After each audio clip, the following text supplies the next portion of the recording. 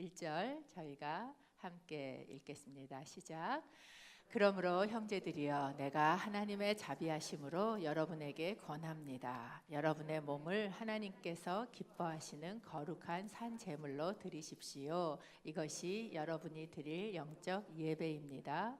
여러분은 이 세대를 본받지 말고 오직 마음을 새롭게 함으로 변화를 받아 하나님의 선하시고 기뻐하시고 온전하신 뜻이 무엇인지 분별하도록 하십시오. 아멘. 한국에 있을 때 그 온누리교회 열린 예배라는 것을 처음에 시작을 했었습니다. 그래서 그 예배에 이렇게 뮤지션들도 오고 또 드라마도 하고 그래서 연기자들도 참여를 하고 뭐 이런 예배를 이제 같이 섬기게 됐었는데 거기에 이제 탤런트 하던 형제 한 명이 이지영 형제님이라고 이렇게 무슨 뭐를 좀 도와주러 한번 오셨더랬어요. 그래서 같이 이제 기도를 한다고 모여서 손을 붙잡고 이렇게 기도를 하면서 예배를 준비하면서 막 저희가 찬양을 하고 기도를 하고 준비를 하는데 옆에서 저랑 손을 잡고 어떻게 기도를 하게 됐는데 제가 기도를 하면서 이렇게 눈물이 막 흐르니까 저를 이렇게 쳐다보고 기도는 안 하고 이 형제 그때까지도 교회를 안 다니고 어릴 땐 다녔었대요. 근데 이제 중간에 안 다니다가 그런 무슨 이제 드라마 같은 걸 한다 그러니까 오신 거예요.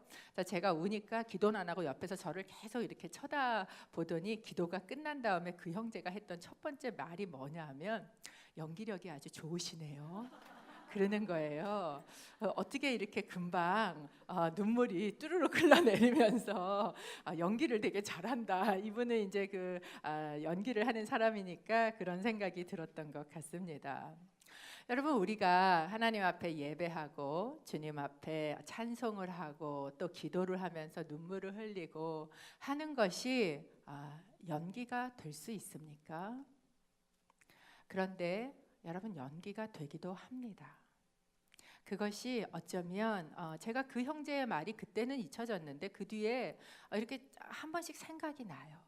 과연 내가 지금 하고 있는 이 예배가 과연 내가 지금 흘리고 있는 이 눈물이 연기는 아닌가? 쇼는 아닌가? 라는 생각이 든다는 거예요. 토저 목사님의 책 제목 중에 예배는 쇼가 아니다 라는 그런 책이 있지요. 그런데 이런 이 책 제목까지 나오게 된 이유가 무엇입니까?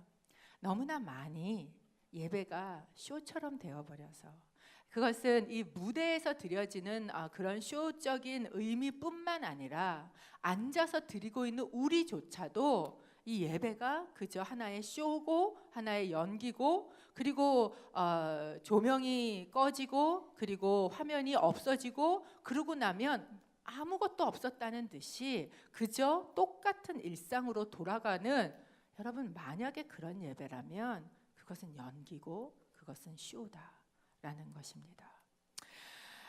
저희가 지난번에 했던 그 설문지 제가 요새 가끔 그거가 읽은 게 제가 이제 요새 마음에 있어서 그래요. 그 설문조사를 저희가 하지 않았습니까? 왜 사람들이 예수님을 안 믿는다고 생각하십니까?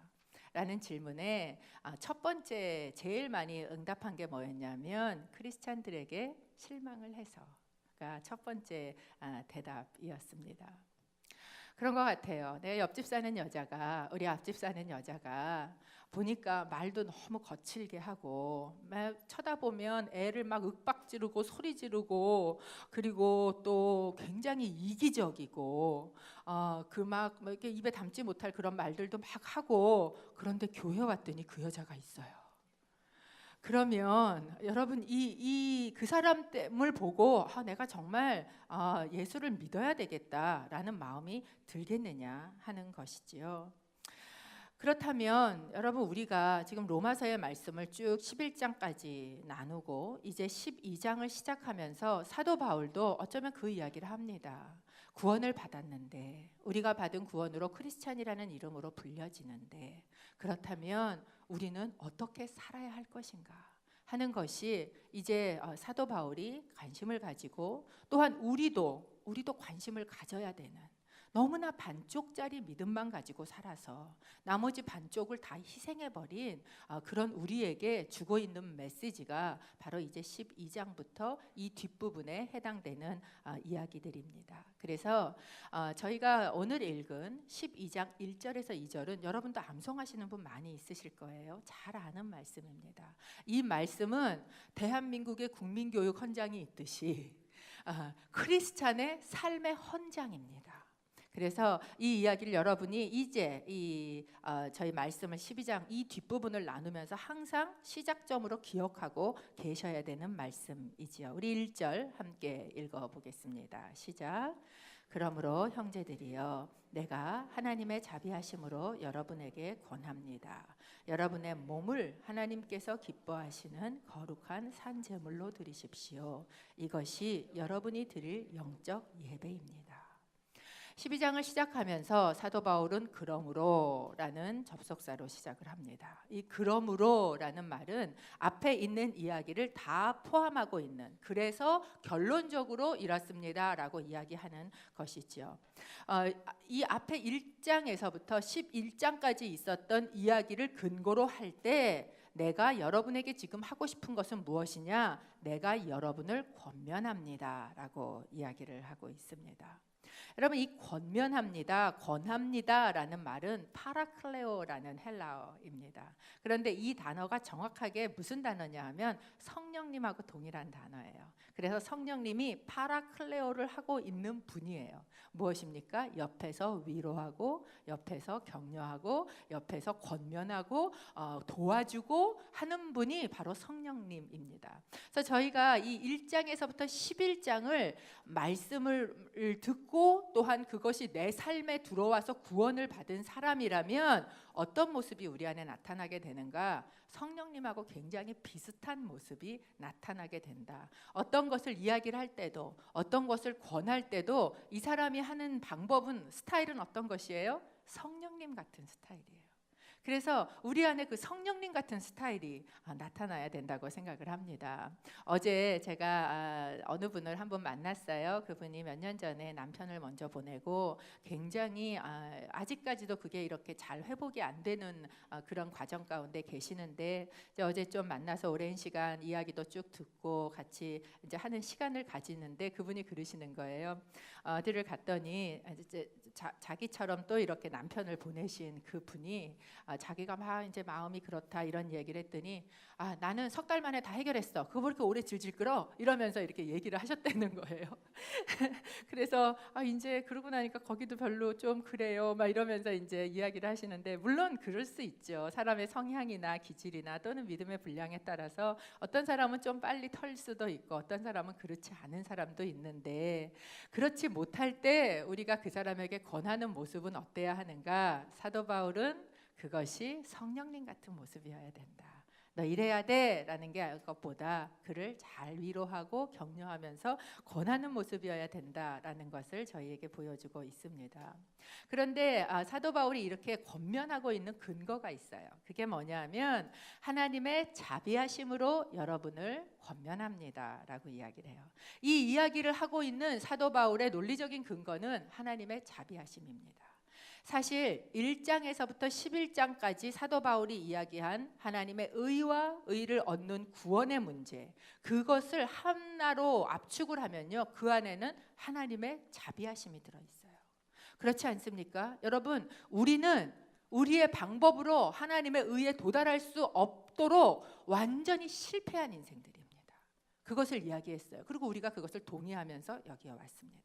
또한 그렇게 완전히 실패한 그 사람들에게 이 사람들의 방법이 아닌 하나님의 방법으로 준비된 하나님의 의를 주셨습니다.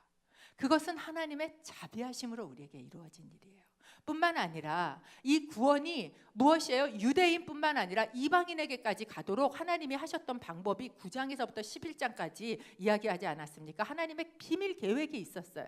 그 비밀 계획은 무엇이었나? 이것이 유대인에게 갖춰지지 않고 유대인이 완악해짐으로 오히려 자격이 없는 이방인을 구원하시려는, 그 수를 구원하시려는 하나님의 긍휼하심이 있었습니다. 뿐만 아니라 이방인을 향한 그 동일한 긍휼하심으로 하나님이 누구도 구원하실 겁니까?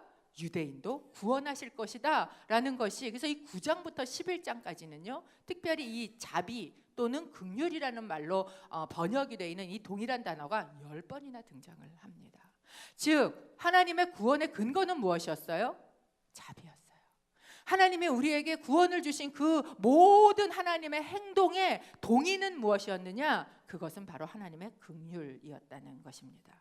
그래서 11장 32절에 이런 이야기를 합니다. 하나님께서 모든 사람을 불순종 가운데 가두신 것은 모든 사람에게 긍휼을 베푸시기 위함입니다. 모든 사람에게 주시는 긍휼, 그 자비하심으로 구원을 주셨다라는 거죠. 이 구원을 얻은 사람은요 어떤 반응이 첫 번째로 나옵니까? 찬송이 터진다 그랬어요. 그러니까 사도 바울이 글을 쓰다가 이게 오니까 막 어떻게 할 수 없어갖고 깊도다 막 이러면서 찬송을 하지 않습니까? 우리도요 진짜 구원을 받으면요 여러분 이렇게 점잖게 못 앉아 있어요. 이 구원을 받으면요 여러분 막 이 찬송이 터지는 거예요. 그래서 막 집에서 이렇게 움직이면서도 여러분 어떻게 움직여야 돼요? 엉덩이를 막 흔들면서 춤을 추면서 노래를 하면서 이 찬송이 터져요. 여러분 이런 사람은요 분명히 비디오 찍어놓고 보면 약간 간 사람 같아 보일 거예요. 그런데 왜? 이 구원, 이 자비하심으로 얻은 구원이 있기 때문에 여러분 우리 안에 그 찬송이 터진다라는 것이죠.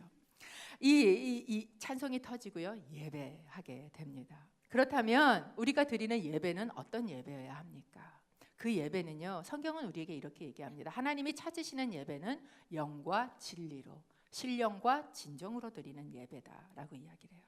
그러면 영으로 드리는 영적인 예배가 어떤 것인가? 그것은 사도 바울이 오늘 우리에게 영적인 예배가 뭔지를 분명하게 가르쳐 줍니다. 이렇게 저희에게 1절에 얘기해요. 너희의 몸을 산 제물로 드리는 것, 이것이 바로 영적인 예배다라는 겁니다. 여러분 하나님께서 이스라엘을 구원하셨습니다. 그리고 이스라엘이 구원을 받아서 홍해를 건너자마자 그 사람들한테서 뭐가 터졌어요? 동일합니다. 찬송이 터졌어요. 미리암이 소고를 들고 춤을 추고 노래를 하니까 모세가 같이 춤을 추고 온 이스라엘이 같이 춤추고 노래하는 사건이 있었습니다. 그리고 난 이후에 이 백성들에게 하나님께서 주신 게 있어요. 레위기입니다. 왜 그것을 주셨어요? 하나님의 백성을 구원하신 목적이 있어요. 하나님을 예배하도록 하기 위해서. 그래서 어떻게 예배해야 되는지 제사 드리는 방법을 레위기로 써서 이스라엘이 구원을 받자마자 그 손에 쥐어 주셨습니다.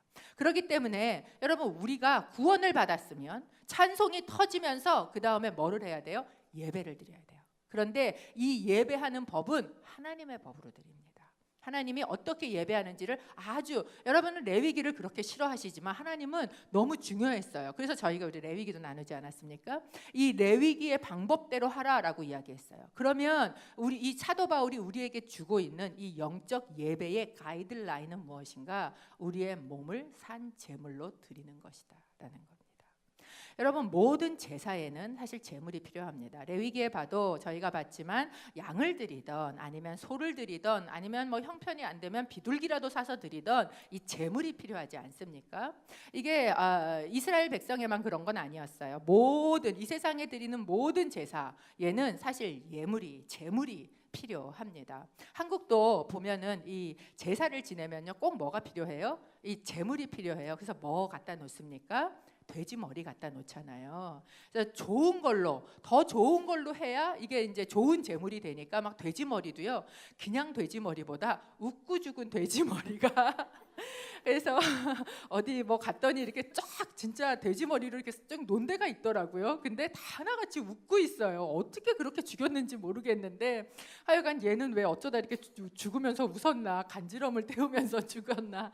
그래서 이렇게 웃는 그 얼굴에 돼지 머리를 갖다 놔요. 거기다가 더 좋은 제물로 드리겠다고 뭐를 또 거기다 꽂아요? 돈을 꽂아요. 왜? 내가 생각할 때 돈이 어때요? 제일 좋거든 나는. 그러니까 이걸 받는 자도 이 돈을 좋아하겠지. 그러니까 막 돈을 말아서 콧구멍에다 꽂고 막 이런 식으로 제물을 준비하지 않습니까? 이스라엘 백성에게 하나님이 제물을 준비하도록 하셨어요. 그게 제사법이었습니다. 그런데 이 동물 제사는요 예수 그리스도께서 오셔서 단번에 끝내셨습니다. 히브리서에 보면 이런 말씀이 있습니다. 히브리서 9장 12절 함께 좀 읽어볼까요? 시작.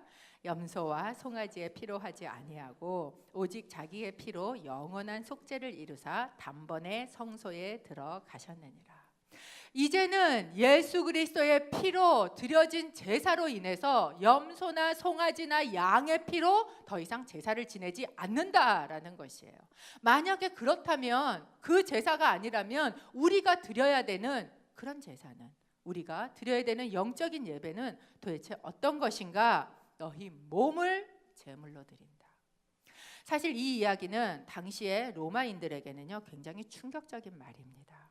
왜냐하면 이 그리스 철학에는요 이 몸이라는 게 굉장히 악한 거다라는 이 이분법적인 생각이 아주 다 지배를 하고 있었습니다. 그래서 몸은 아주 나쁘고 우리의 영은 아주 거룩한 것이다 라고 생각을 했습니다. 그래서 이 육체를 가리쳐서 뭐라고 이야기했냐면 영혼의 무덤이다 라고 이야기를 했어요. 그래서 우리의 이 영혼은 이 몸에 갇혀 있기 때문에 어떻게든지 이 몸에서 탈출을 해야만 한다라고, 거기에서 해방되어야만 한다라고 생각했던 것이 당시의 철학이고, 그런 사상들이 그 사람들 사이에 지배를 받고 있었습니다. 그런데 사도 바울은 영적인 예배를 드리기를 원하느냐? 너희의 몸을 드려라 라고 이야기를 해요. 그렇다면 이 몸으로 드리는 예배는, 도대체 몸을 제물로 드린다는 것은 어떤 것을 의미하고 있는 것일까요? 여러분, 예배는요 몸으로 드리는 겁니다. 우리는 생각할 수 있어요. 예배, 뭐 거기까지 가. 인터넷만 틀면 나오는데 내가 인터넷 집에서 틀어놓고, 그리고 내가 귀는 듣고 있으니까 괜찮아. 그리고 뭐 하나 생각나면 물도 뜨러 갔다가 왔다가 또 아이고 저것도 어떻게 했네 그러면 또 가서 가스불도 뭐 했다가 이러면서 왔다 갔다 하면서 내 몸은 여전히 그걸 하고 있고 나는 듣고 있지, 나는 예배하고 있지. 여러분, 그것은 예배가 아닙니다. 예배는요 내 몸으로 드리는 것이에요. 만약에 내가 형편이 안 돼서 인터넷으로 예배를 드리더라도 내 몸을 딱 그 앞에 놓고 그리고 그분 앞에 드려지는 것, 이것이 예배다라는 것입니다. 또한 몸으로 드린다는 예배는 어떤 것일까요? 이 몸으로 드려지는 예배는요 삶으로 이야기한다는 거예요. 여러분, 구원이라는 것은 관념이 아닙니다. 구원은요 개념이 아니에요. 구원은요 교리가 아니에요. 그런데 우리는 그동안 이 구원을 관념과 개념과 교리 안에다 가둬버렸어요. 그런데 구원은 무엇인가? 구원은요 삶으로 이야기하는 것이다. 그래서 우리의 몸으로 드려야 된다라는 것이에요. 저희가 한 달 동안 로마서 11장을 나눌 것입니다. 그리고 제목을 이렇게 잡았어요. 삶으로 예배하라. 이 간지를 보시더니 권혁빈 목사님이 이렇게 이야기를 하시더라고요. 설교하기 되게 힘들겠네요. 삶으로 예배하라. 예, 부담스럽습니다. 그러나 하나님이 하고 계시는 말씀이에요. 저도 이 말씀을 가지고 하나님 앞에 앉기를 원하고, 여러분도 이 한 달 동안 내가 예배하고 있지만 이 예배가 진짜 예배가 되는 삶으로 예배하는 법을 저하고 함께 로마서 12장에서 사도 바울이 해주고 있는 이야기를 배우기를 원합니다. 바울이 권면합니다. 너희의 몸을 하나님 앞에 제물로 드려라. 그렇다면 이 제물은 어떤 제물이어야 되는가? 첫 번째, 하나님이 기뻐하시는 제물로 드려라 라고 이야기를 하고 있습니다. 아까 이야기한 것처럼 제물은 가장 좋아하는 것을 드리게 되어 있지요. 그래서 돼지머리에다 돈까지 꽂는다고 말씀드리지 않았습니까? 예전에 한 목사님 그런 얘기 하셨어요. 담배 좋아하는 사람은 거기다 담배도 이렇게 꽂는데요. 술 좋아하는 사람은 술도 막 뿌려요. 뭡니까? 좋은 것으로 주기를 원하기 때문에 그렇습니다. 그렇다면 하나님께서 기뻐하시는 제물은 어떤 것일까요? 하나님이 돈이 없어서, 하나님이 담배를 좋아해서 이런 거 아니라면, 그렇다면 하나님이 진짜 기뻐하시는 제물은 무엇일까? 저희가 성경을 보면 인류 최초에 드렸던 제사가 등장을 합니다. 인류 최초에 드렸던 제사가 누구의 제사입니까? 가인과 아벨의 제사였어요. 그런데 그 가인과 아벨의 제사에서 하나님께서 어떤 제물은 기뻐서 받으시고 어떤 제물은 기뻐 받지 아니하셨던 것을 저희에게 보여줍니다. 그렇다면 하나님께서 분명히 기뻐하시는 제물이 있다는 거예요. 하나님이 기뻐하시지 않는 제물도 있다는 이야기입니다. 도대체 무엇이 그것을 가르게 될까요?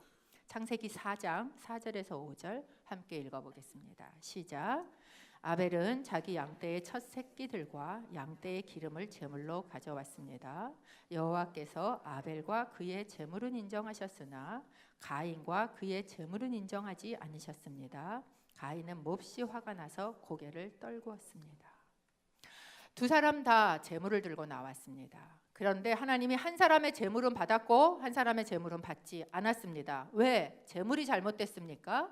가인의 제물 곡식도요 하나님께서 받으십니다. 저희가 제사법 했지만 소제가 있지 않습니까? 그렇다면 왜 이 제물은 받지 않고 이 제물은 받았는가 하는 것이에요. 저희가 읽은 본문에 보면 제물을 받기 전에 뭐를 먼저 받으세요? 아벨과 아벨의 제물은 받으시고 가인과 가인의 제물은 받지 않으셨다. 하나님 앞에 저희가 나올 때 하나님이 기뻐 받으시는 건요 제물에 있지 않아요. 어디에 있습니까? 그것을 드리는 사람에게 있습니다. 그 사람이 하나님 앞에 드려질 만한, 우리의 예배를 드리는 내가 하나님 앞에 드려질 만한가에 하나님의 제사가 성공하고 성공하지 않느냐, 예배가 받으실 만한가 받지 않으실 만한가가 결정된다는 거예요. 그래서 하나님께서 그 수많은 예언자들을 통해서 이런 이야기를 하셨죠. 제발 나한테 수양도 갖고 오지 말고 나한테 천천의 만만의 그 기름도 갖고 오지 마라. 내가 그걸 받겠다고 했지만 내가 받기 원한 건 그거이기 이전에 뭐다? 너다. 너는 마음은 저쪽으로 다 떠나서 딴 데를 다 돌아다니고 딴 걸 사랑하고 있으면서 내 앞에 행위만 한다고. 내가 뭔가 들고 나와서 주기만 하면, 여러분 그 뭔가를 줘서 그걸 받고 기뻐하는 존재는요 우상입니다. 귀신이에요. 귀신들은 그걸 주고 달래면 마음이 괜찮아질지 몰라요. 하지만 하나님은 그걸 원하시는 게 아니라 누굴 원하세요? 그 재물을 들고 나오는 그 사람을 먼저 받으신다라는 이야기입니다. 두 번째, 이 재물은 어떤 재물이어야 되는가? 거룩한 재물로 드리라라고 이야기를 하고 있어요. 여러분 이 이야기는 우리에게 굉장히 부담스럽습니다. 하나님에게 드려지는 이 재물을 이야기한 레위기를 보면 끊임없이 재물 앞에 붙는 수식어가 있어요. 그게 무엇이에요? 흠이 없는 재물을 드리라고 이야기를 합니다. 그러면 우리가 나와서 예물을 드리고 제사를 드릴 때 하나님이 재물보다 나를 먼저 받으신다면 여러분 내가 흠이 없습니까? 우리 안에 얼마나 많은 흠이 있어요. 사람들은 모를지라도 나는 알고 또 누구는 아세요? 하나님은 아세요. 그러니 이 흠이 많은 나를 들고 나와서 드린다면 이게 과연 하나님 앞에 받아질까? 라는 생각이 들지 않겠습니까? 그런데 다윗이 이 부분을 하나님한테 고백한 말씀이 있습니다. 시편 51편 17절입니다. 시작 함께 읽지요. 주께서 바라시는 제사는 상한 영혼입니다. 오 하나님이여 주께서는 상하고 뉘우치는 마음을 외면하지 않으십니다. 하나님께서 바라시는 제사는, 하나님께서 원하시는 제물은 무엇인가? 만만의 천천의 소도 양도 기름도 아닌 무엇을 원하신다고요? 상한 영혼을 원하신다. 상한 심령을 원하신다. 그 상한 심령은 어떤 상한 심령인가? 누구 때문에 내가 막 마음이 화가 나서 상한 그런 상한 게 아니라 이 상한 심령은요 상하고 뉘우치는 마음이에요. 내가 상해지고 왜? 나의 죄 때문에. 내가 상할 만큼 이 뉘우치는 마음, 나의 약함을. 여러분 이 51편은요 다윗이 언제 쓴 시냐 하면 밧세바와 간음을 하고 난 이후에 나단 선지자의 지적을 받고 쓴 시편이 바로 이 시편입니다. 무엇이에요? 온전하지 않아요.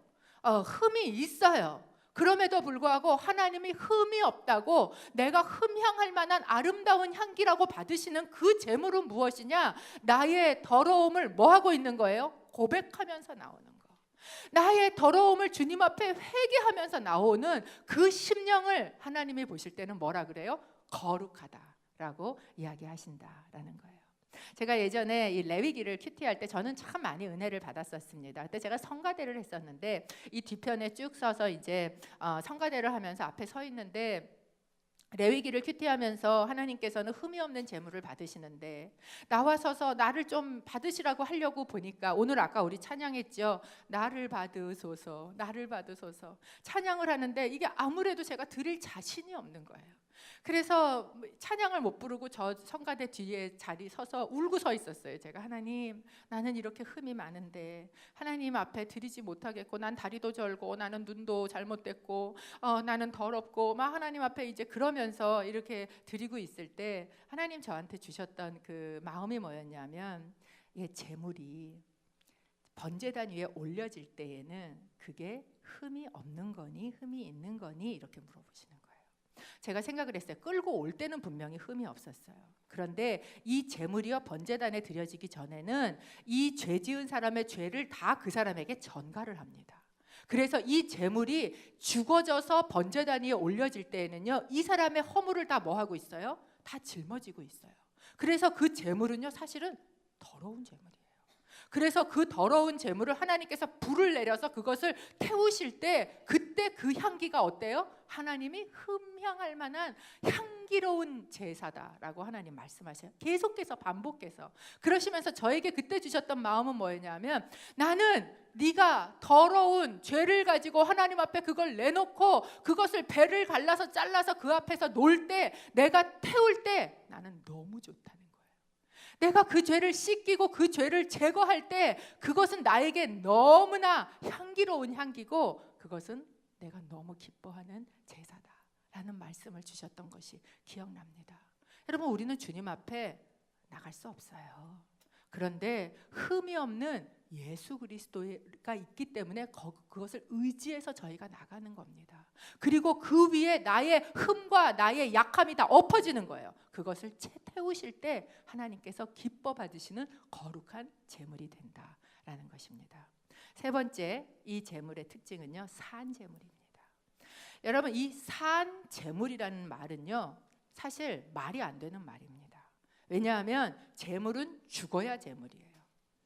살아있으면 제물이 아니에요. 그런데 산과 제물을 합해서 한 단어로 쓰고 있다라는 겁니다. 무슨 이야기입니까? 살아있어요. 그런데 제물로 살으라는 겁니다. 살아있지만 네가 제물임을 잊지 않고 살으라라는 거예요. 여러분, 제물을 한번 생각해 보십시오. 제물이 어떤 존재입니까? 제물은요 죽여도 아무 말을 못해요. 다 나를 잘라서 각을 떠도요 나는 말하지 않아요. 제물은 말이 없어요. 용각산이 소리가 안 나는 게 아니라 제물이 말이 없다라는 겁니다. 여러분, 우리는요 살아있는 제물입니다. 그런데 솔직히 우리 안에 너무나 말이 많지 않습니까?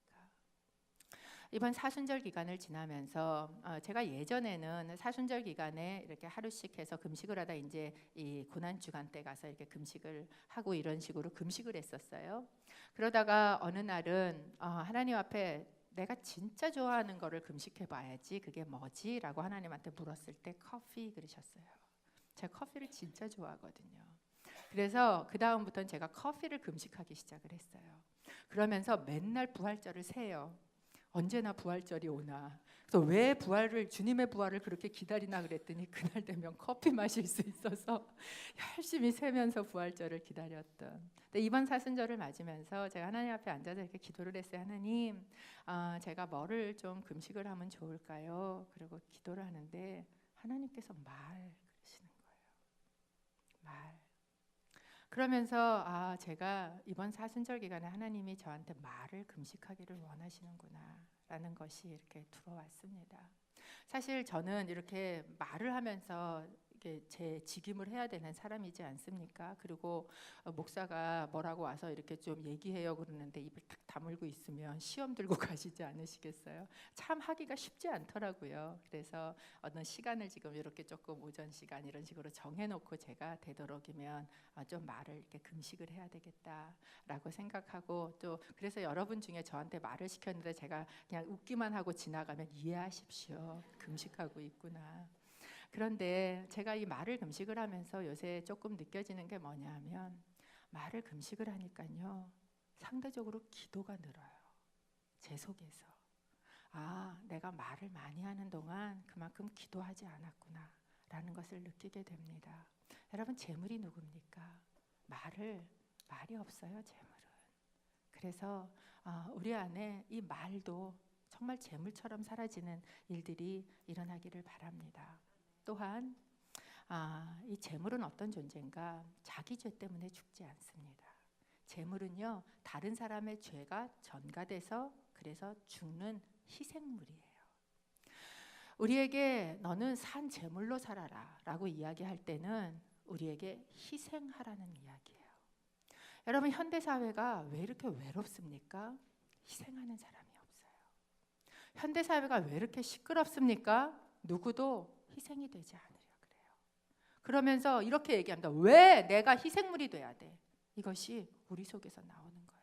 조금도 남을 위해서 희생하고 싶어 하지 않는 마음이 우리 안에 있기 때문에 여러분, 우리는 산재물로 사는 예배, 영적인 예배에 실패하고 있지 않은가 싶습니다.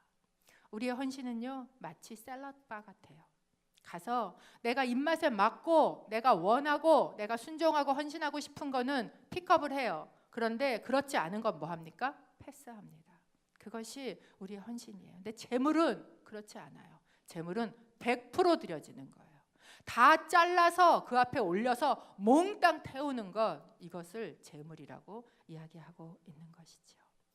몸을 드리라 라는 말씀을 저희에게 재물로 드리라 라고 이야기합니다. 이 몸을 드리라 라는 말씀은요, 생각이나 관념을 드리라는 얘기가 아닙니다. 삶을, 실제를 드리라 라는 것을 이야기하고 있어요. 여러분, 우리의 삶에 이 몸을 드리지 않으면요, 사실 우리의 삶에 아무 일이 일어나지 않습니다. 영적인 예배, NIV에는 이거 스피리추얼이라고 얘기를 했는데, 영적인 예배라고 내가 영적으로 뭔가 생각만 하고 그리고 드려지는 것이 여러분, 하나님 앞에 드려진 진짜 예배겠습니까? 이것은요, 예배뿐만 아니라 우리의 삶에도 마찬가지입니다. 제가 건강을 위해서 운동을 해야 되겠다라는 생각은요, 수도 없이 합니다. 아마 생각만으로 제가 뭔가가 됐다면 올림픽 나갔을 거예요. 우리의 삶에 생각은 너무나 많이 해요. 생각으로는 이미 그것까지 갔어요. 그러나 내가 몸을 들이지 않으면, 그러면 여러분, 우리의 삶에는 아무 변화가 일어나지 않는다라는 것이에요. 몸을 들인다는 건 정확하게 무엇을 이야기합니까? 시간을 드리는 걸 이야기해요. 내가 그 시간을 드릴 때 내 몸이 그 가운데 들어가고 있다라는 것이죠. 여러분, 나의 시간을 어디에 드리고 있어요? 제가 운동을 하지 못한 이유는요, 거기에 내 몸을 들여서 시간을 들이지 않았어요. 그래서 그걸 못했다라는 거예요. 내가 정말 하나님 앞에 영적인 예배를 드리기 원한다면 여러분, 내 시간을 어디에 쓰고 있는가를 다시 생각해 봐야 한다는 거죠. 여러분, 이 영적인이라는 이 단어는요, 헬라어로 보면 로기토스라는 단어입니다. 로기코스라는 단어예요. 근데 이 로기코스라는 헬라어가 영어의 logic이라는 단어가 됐습니다. 뭐예요? 논리적이라는 얘기예요. 합리적이라는 이야기입니다. 그러니까 여러분, 어느 영어 성경에 보시면 NIV는 spiritual이라고 되어 있지만 어느 영어 성경은 reasonable 이라고 번역이 되어 있는 것도 있어요. 우리 표준 세번역에 보면 합리적인 또는 합당한 예배다라고 이렇게 번역이 되어 있는 성경도 보신 적이 있을 것입니다.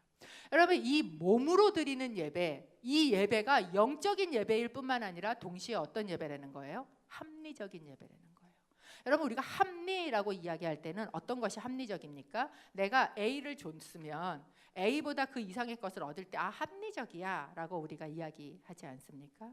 그렇다면 우리가 이 제물을 드리는데 하나님 앞에 우리 자신을 제물로 드리는 게 왜 합리적입니까?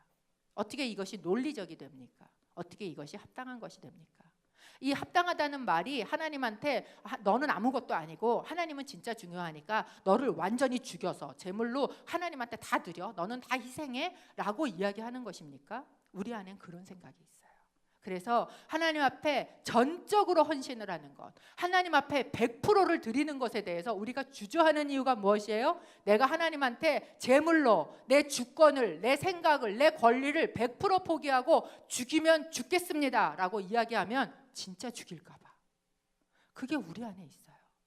만약에 내가 그렇게 하나님한테 진짜 헌신하면 그러면 무엇입니까? 나를 막 저기 어디 오지에 선교사로 가라 그러실까 봐. 그래서 100% 하나님에게 내 주권을 드리지 못하는 그런 마음이 우리 안에 있다라는 것이에요. 그런데 이 예배는요, 내가 100% 하나님께 드리지 않습니까? 그럼 하나님께서 우리에게요, 더 좋은 것으로 200% 주세요. 그렇기 때문에 이 예배는요, 합리적인 예배예요. 이 예배는요, 논리적이고 합당한 예배입니다. 성경은 저희에게 이야기합니다. 네가 어디에서 정말 값비싼 밭속에 있는 밭에 있는 진주를 봤다고 하자. 그러면 네가 가진 것을 다 팔아서 그 밭을 사는 것이 어떻습니까? 합리적이에요. 왜? 이것보다 그것이 훨씬 크기 때문에 그것을 선택하는 게 합리적인 겁니다. 그런데 만약에 그걸 알고서도 하지 않으면 그것은 비합리적인 것이에요. 우리는 하나님에 대해서 나의 것을 나를 제물로 해서 완전히 죽여서 드리면 그러면 하나님께서 나를 완전히 없애버리실 거라고 생각해요. 아니라는 거예요. 하나님께서 우리를 살리기 위해서 뭐 하셨어요? 죽으셨어요. 당신의 아들을 죽이셨어요. 그러면서 이렇게 얘기하셨어요. 아들을 주신 분이 너희에게 어떻게 모든 것을 주시지 않겠느냐라고 약속하셨어요. 그렇다면 여러분 무엇이 합리적입니까? 나를 죽이는 것이 합리적이에요. 그러면 하나님이 살리세요. 살리시기만 하십니까? 하나님께서 더 주시는 하나님이십니다. 가장 선한 것으로 주시는 하나님이시라는 것을 저희가 믿어야 합니다. 그런데 우리가 그렇게 하지 못하는 이유가 있어요. 왜 우리가 그렇게 하지 못하고 왜 우리의 예배는 너무나 관념적이고 우리의 예배는 그저 이 자리에 앉아서 마치 쇼를 보듯이 한번 쇼를 하고 지나가듯이 지나가는 예배가 되었는가 하는 것입니다. 저는 이것이요 매스미디어 특별히 TV의 영향이 많다라고 생각을 합니다. 닐 포스트만이라는 사람이 이 TV 같은 매스미디어의 가장 큰 특징 중에 하나를 이렇게 이야기를 했습니다. 낮은 정보 행동률이라고 이야기를 했어요. 이게 Low Information Action Ratio라고 이야기를 합니다. 여러분 우리는 앉아서 TV를 봅니다. 굉장히 많은 양의 정보가 우리에게 쏟아져 들어와요. 그런데 여러분 이 정보를 다 받아서 우리는 그 다음에 어떻게 합니까? 이 정보를 그냥 쓰레기통에 버립니다. 그 정보 중에 내가 그 정보를 받아서 내가 그냥 느껴요. 아 그렇구나, 슬프구나, 기쁘구나, 이걸 그냥 느껴요. That's it. 그걸로 끝이에요. 그리고 그 내가 받은 정보에 대한 어떤 액션이나 어떤 행동을 전혀 하지 않습니다. 그것이 우리가 그동안 TV나 이런 매스 미디어에 길들여져 온 우리의 삶의 방식이었어요. 그게 고스란히 교회로 들어와서 하나님 앞에도 우리는 똑같이 하고 있다라는 거예요. 그래서 예배를 하고 예배에 대한 말씀을 듣고 앉아서 많은 정보를 듣습니다. 이 목사님의 말씀도 듣고 저 목사님의 말씀도 듣고 다 들어요. 그렇지만 그걸 듣고 어떻게 합니까? 내가 느꼈어요. 그렇구나. 좀 울었어요. 좀 기뻤어요. 그걸로 끝이에요. 그리고 그 정보는 다 고스란히 갖다 어떻게 합니까? 쓰레기통에 갖다 휙 집어넣으면 되는 마치 TV를 보듯이 그렇게 우리의 예배가 변해버렸다라는 겁니다. 여러분 이 낮은 정보 행동률 Low Information Action Ratio를요 앞글자만 따면 뭐가 되는 줄 아십니까? 라이어가 돼요. 거짓말쟁이. 여러분 이 크리스찬이 교회에서 예배를요 마치 TV를 보듯이 그래서 내가 채널을 원하는 대로 돌리고 내가 원하는지 않는 메시지가 나오면 다른 데로 채널을 또 돌려버리고 그리고 내가 느끼는 것이 제일 중요하고 그리고 예배의 주인은 하나님이 아닌 내가 되어버려서 내가 픽업하고 또 받은 것을 그대로 갖다가 행동하지 않고 집어버려도 양심의 하나의 가책도 느끼지 않는 그런 삶의 그런 패턴을 가지고 살아온 우리가 드리는 이 예배를 통해서 세상에 보여지고 있는 우리의 모습은 뭔지 아십니까? 라이어예요. 거짓말쟁이. 입은 말을 해요. 생각은 좋은 걸 해요. 그러나 몸은 움직이지 않아요. 몸으로 예배하지 않아요. 그러니까 세상 사람들이 볼 때 크리스찬은 뭐만 구원받았어요? 입만 구원받았어요. 천국에 가면 입만 다 떠다녀요. 전혀 몸은 와 있지 않아요. 왜? 몸으로 예배하지 않았으니까. 그런 모습이 우리의 모습이 아니기를 바랍니다.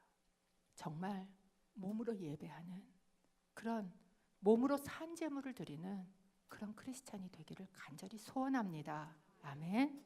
예, 이렇게 되는 방법을 사도 바울이 2절에서 가르쳐주고 있습니다. 2절 함께 읽어보지요. 시작.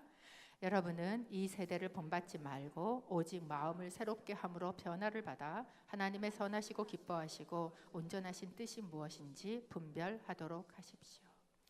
1절은 몸에 대한 이야기를 했습니다. 몸은 어떻게 해야 돼요? 몸은 드려야 됩니다. 몸은 내가 의의 지체로 드려야 돼요. 불의의 병기로 드리는 게 아닙니다. 그런데 이 몸을 그렇게 드리기 위해서는 뭐를 바꿔야 돼요? 마음이 변화를 받아야 된다라고 이야기를 합니다. 이 마음이 변화를 받는 방법에 두 가지 이야기를 합니다. 첫 번째는 무엇이냐 하면 소극적인 명령을 해요. 이렇게 이야기를 합니다. 이 세대를 본받지 말라. 여러분, 이 세대가 어떤 것입니까? 갈라디아서 1장 4절에 보면 이렇게 얘기합니다. 예수 그리스도는 하나님 곧 우리 아버지의 뜻을 따라 악한 세대에서 우리를 건져내시려고 우리 죄를 대신해 자기 몸을 내주셨습니다. 이 세대에 대해서 사도 바울은 뭐라고 얘기해요? 악하다라고 이야기합니다. 악한 세대. 왜 이 세대가 악합니까? 사단이 쥐고 있는 모든 생각들, 사단이 컨트롤하고 있는 모든 가치관들, 세계관들, 논리, 지식 체계들, 여러분 이것은요 악합니다. 왜? 하나님을 거부했기 때문에 그렇다라는 거예요. 그런데 이 세대를 본받지 말라라고 이야기합니다. 영어로 보면 do not be conformed라고 얘기를 해요. 이 conform이라고 할 때 con이라는 이 접두사는요 함께하다는 얘기예요. 그렇죠? 그리고 폼을 만드는 거예요. 그러니까 이게 뭐냐면 본받는다는 건요. 그 폼 안에 내가 같이 들어가지 말라는 거예요. 사단은요 우리에게 계속 얘기합니다. 자기네가 갖고 있는 가치관의 틀이 있어요. 그리고 우리 안에 그 틀에 들어와야 산다라고 이야기를 해요. 그래서 컨폼 하라는 거예요. 우리가 같이 이 폼 안으로 들어가자. 내가 이야기하고는 여러분 끊임없이 매스미디어를 통해서 학교의 교육을 통해서 또는 지식을 통해서 사단이 우리에게 하고 있는 말들이 있어요. 이 세대가 우리에게 하고 있는 말들이 있어요. 이 폼이 있어요. 그리고 네가 그 폼 안에 들어오지 않으면 너는 살 수 없어. 그러니까 이 안으로 들어와서 같이 살아라, 컨폼해라 라고 이야기를 하고 있는 거예요. 그러니까 우리가 이쪽에도 이 폼 안에 들어가려고 한 발을 걸치고 있고 또 예수님 믿었으니까 거기에도 또 한 발을 걸치고 있고 그런데 이 양쪽 악한 세대와 마치 육체의 소욕과 성령의 소욕처럼 이 양쪽이 어떻게 합니까? 이 양쪽은 절대로 합해질 수 없어요. 그러니까 서로 양쪽으로 점점 멀어져요. 그러면 양쪽을 붙잡고 있는 나는 어때요? 가랭이가 찢어져요. 그래서 괴로운 거예요. 내가 예수 그리스도를 믿었어요. 그리고 구원 앞에 얘기한 것처럼 받았습니다. 그런데 말씀을 들으면 들을수록 교회에 나오면 나올수록 처음에는 막 굉장히 기쁜 것 같았는데 시간이 점점 지나갈수록 괴로워요. 교회 나오는 게 공허해요. 내 삶에 진짜 그런 기쁨이 없어요. 왜? 양쪽을 붙잡고 있어요. 거기에서 포기를 못해요. 그러니까 점점 찢어지고 그 사이에 끼어서 괴로워하고 있는 것이 우리의 모습이다라는 겁니다. 왜 그걸 놓지 못하고 있는가? 요한일서 2장 15절에서 16절은 저희에게 이 세상에 대해서 이런 것을 가르쳐 줍니다. 이 세상이나 세상에 있는 것들을 사랑하지 말라. 누구든지 세상을 사랑하면 아버지의 사랑이 그 안에 있지 아니하니 이는 세상에 있는 모든 것이 육신의 정욕과 악목의 정욕과 이생의 자랑이니 다 아버지께로부터 온 것이 아니요 세상으로부터 온 것이다. 세상에 있는 것은 무엇입니까? 육신의 정욕입니다. 세상이 우리에게 얘기하고 있는 틀의 이야기는 이거예요. 육신의 정욕, 늑기라는 거예요. 쾌락주의입니다. 세상은요 모든 것에 가장 가치를 쾌락으로 두고 있습니다. 네가 느끼는 게 중요하다는 거예요. 여러분 예배도 우리 안에 그렇게 되지 않습니까? 내가 뭘 좀 느껴졌어요. 그러면 은혜 받았어요. 내 삶은 아무 상관이 없어요. 느껴라 라고 얘기하는 것이 바로 이 육신의 정욕입니다. 두 번째 뭐를 이야기합니까? 안목의 정욕이에요. 세상은 우리에게 이 세대는 우리에게 가르치고 있는 말이 이거예요. 가져라 이거예요. 가져라. 네가 가지면 가질수록 이것은 물질주의를 이야기합니다. 이 세상은요 물질주의로 꽉 차 있어요. 네가 가지면 가질수록 너는 성공하는 거다. 그 컨폼 안으로 들어와라 라고 이야기를 하고 있어요. 세 번째 세상의 것이 무엇입니까? 이생의 자랑입니다. 뭔가 되라는 거예요. something. 네가 중요한 존재가 되라는 거예요. 네가 유명한 존재가 되라는 거예요. 되라 라고 우리에게 얘기하는 이 세 가지의 세상의 가치관과 명령. 그런데 여기에서 나오지 못하는 이유가 무엇이에요? 그것을 사랑하기 때문에 그렇다라고 요한 사도는 저희에게 이야기해주고 있어요. 이 세대를 본받지 말라라고 이야기할 때에는 그렇기 때문에 이것을 사랑하지 말라는 겁니다. 우리의 마음 안에는 그렇기 때문에 이 양쪽에 뭐가 이루어지고 있어요? 전쟁이 이루어지고 있다는 걸 인식하셔야 돼요. 여러분, 영적 전쟁은요, 막 밖에서 귀신이, 마귀가 이 뿔 달고 창 들고 여러분에게 오지 않아요. 어디에서 이루어집니까? 우리의 마음에서 이루어져요. 마음 안에서 과연 이 두 개, 즉 사단이 우리에게, 세상이 우리에게 주는 소리와 진리가 나에게 주는 소리, 아마 여러분 안에 지금도 일어나고 있을 겁니다. 앞에서 목사가 이렇게 떠들지만 과연 저걸 내가 받아들여서 이 내 속 안에 지금까지 내가 세상에서 듣고 살아온 나를 포밍하고 있었던 것과 부딪혀질 때 과연 이 전쟁에서 내가 어떻게 할 것인가 라는 전쟁이, 여러분, 우리는 말씀이 선포되는 모든 곳에서 이루어지고 있고 우리의 일상의 모든 삶의 순간에 이루어지고 있다는 걸 뭐 하셔야 돼요? 인식하셔야 돼요. 인식하지 않으면, 전쟁 중임을 인식하지 않으면 그 사람 반드시 실패합니다. 절대 이기지 못해요. 여러분, 군인이 내가 전쟁 중인 걸 인식하지 못하는데 어떻게 이깁니까? 다윗이 그랬잖아요. 전쟁 중에 낮잠 자다가 늦게 일어나니까 전쟁임을 내가 인식하지 못하니까 그 사람 삶에 정말 그런 치명적인 그런 잘못을 저지르게 되는 것처럼 우리의 삶도, 여러분, 우리 안에 이 전쟁이 일어나고 있다는 걸 매 순간 인식하셔야 된다는 거예요. 여러분의 삶을 포밍하고 있는 세상의 소리는 무엇입니까? 쾌락주의일 수 있어요. 물질주의일 수 있어요. 그거는 네가 뭔가 중요한 사람이 되라는 이기주의일 수 있어요. 이 모든 세상을 붙잡고 움직이고 가는, 그리고 우리가 수만 개, 몇만 개의, 일주일이면 하루면 몇만 개의 광고를 이 사람들이 본답니다. 그 광고를 통해서 우리 안에 계속해서 주입하는 게 뭐예요? 물질주의를 주입해요. 가져라 이거예요. 그것이 나를 형성할 것인가, 아니면 하나님의 진리가 나를 형성하게 하실 것인가. 이 전쟁이 우리 안에 이루어지고 있고, 세상이 나를 형성하려고 할 때 본받지 말라, 이 얘기는 뭐 하라는 거예요? 노 하라는 거예요. 거부하라는 거예요. 내 안에 들어와서 그 소리가 나를 형성하지 못하게 차단하라 라는 이야기를 하고 있는 것입니다. 두 번째, 적극적인 명령을 합니다. 소극적인 명령은 이 세대를 본받지 말라라고 얘기했다면, 적극적인 명령은 무엇입니까? 마음을 새롭게 하라라는 거예요. 마음이라는 것은 무엇입니까? 마음은 사랑의 문제지요. 관계의 문제예요. 아까 이야기한 것처럼 세상을 사랑하는 마음, 그 사랑하는 마음을 뭐예요? 새롭게 하라는 거예요. 무엇을 사랑합니까? 하나님 사랑하는 거예요. 무엇을 사랑합니까? 말씀을 사랑하는 거예요. 자리에 몸으로 나와서 하나님 말씀을 듣고, 여러분의 삶의 모든 시간 몸으로 들여서 말씀을 읽는 시간들이 되시면 좋겠습니다. 실제로 이 성경 일독을 저희가 지금 하고 있는데, 성경 일독을 하잖아요. 그러면 그동안에는요, 죄 지을 틈이 없어요. 숙제하느라고 너무 바빠서. 그래서 이게 나를 그렇게 바쁘게 하는 거예요. 그러면서 이 말씀이 만에 내가 들어가서 뭐요? 내 마음을 새롭게 하시도록 하나님 앞에 드리는 것입니다. 여기에서 굉장히 중요한 단어가 있어요. 무엇이냐 하면 변화를 하라라고 이야기하지 않아요. 변화를 뭐 하래요? 받아라라고 이야기를 해요. 여러분, 변화는요, 내가 만드는 거 아닙니다. 변화는 내가 그 마음, 즉 하나님을 향한 사랑을 날마다 새롭게 할 때 변화는 누가 주세요? 성령님이 주시는 거예요. 하나님이 이루시는 거예요. 변화는 받는 거예요. 그런데 내가 내 마음을 열어드리지 않으면 하고 싶어도 못해요. 그러니까 내가 그 시간을 드리고 내가 내 마음을 열어드리면 그분이 오셔서 내 삶에 변화를 일어나게 하신다라는 거예요.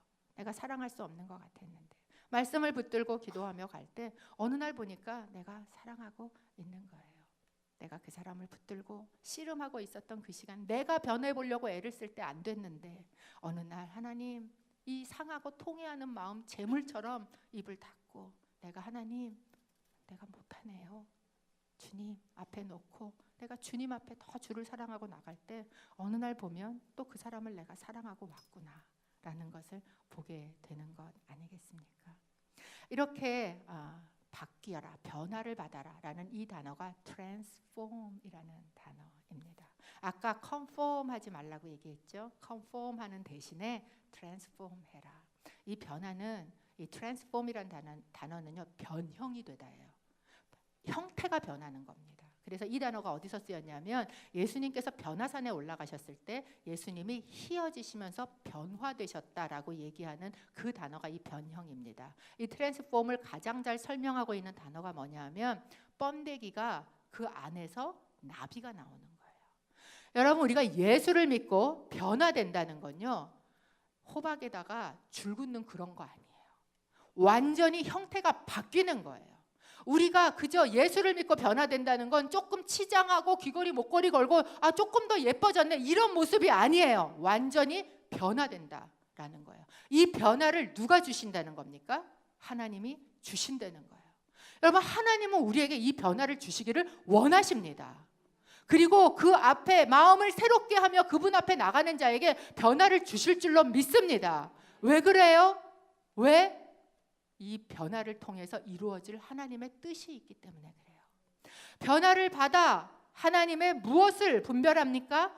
선하시고 기뻐하시고 온전한 뜻이 무엇인지 분별하도록 하라라고 이야기해요. 여러분, 우리의 인생에는요, 하나님의 뜻이 있어요. 이 하나님의 뜻은요, 선하십니다. 하나님의 뜻은요, 온전해요. 하나님의 뜻은요, 기쁨을 주는 것이에요. 이것이 우리를 향한 하나님의 뜻이에요. 우리가 왜 변화를 받아야 됩니까? 무엇보다 하나님의 뜻이 내 삶에 이루어지는 것이 중요하기 때문에 그래요. 그런데 하나님의 뜻은요, 내 뜻을 고집하고 있을 땐 이루어지지 않는다라는 거예요. 그러니까 너는 뭐 해라? 너는 죽어라. 100% 자기의 주권을 내려놓고 하나님 앞에 드리면, 제가 말씀드렸죠. 내가 드리면 나를 죽이고 nothing을 만드시는 게 아니에요. 나에게 계획하신 하나님의 선하신 뜻, 완전하신 것을 나에게 주신다는 거예요. 그것이 바로 우리가 삶으로 예배하고 갈 수 있는, 우리가 몸으로 드릴 수 있는 영적 예배의 원리다라는 것입니다. 여러분, 진짜 이 영적인 예배를 드리시기 원하십니까? 우리의 삶이 무엇으로 형성되는지를 여러분 기억하시기를 바랍니다. 내가 진짜 이 영적 예배를 드리고 삶으로 승리하는 삶을 살기를 원한다면 내가 제물이 되어야 된다는 것도 여러분 기억하시기를 바랍니다. 이것이 우리가 드릴 영적인 예배, 합당한 예배입니다.